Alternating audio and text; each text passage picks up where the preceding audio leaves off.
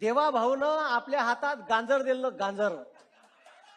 आणि हे गांजर असं दिलं का देवा भाऊ प्रचार सभेत म्हणे विधानसभेच्या का तुमचा 7-12 कोरा कोरा कोरा 3 वेळा म्हणलं साल्यानं कोरा करू.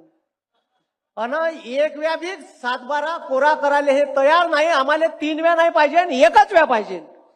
आणि हा शेतकरी अति पावसामुळे आमच्या विदर्भात सोयाबीनचं, मराठवाड्यात या पश्चिम महाराष्ट्रात सोयाबीनचं खूप मोठं उत्पादक शेतकरी आहे. त्याच्यावर येलो मोजॅक नावाचा रोग आलाय. यायनं 2 वर्षाच्या अगोदर पीक विमा 1 रुपयात ठेवला चोराईनं. मतदान घेऊन घेतलं तुमचं, आपला उल्लू सीधा केला आणि आता म्हणते पीक विमा 1 रुपयात भेटणार नाही.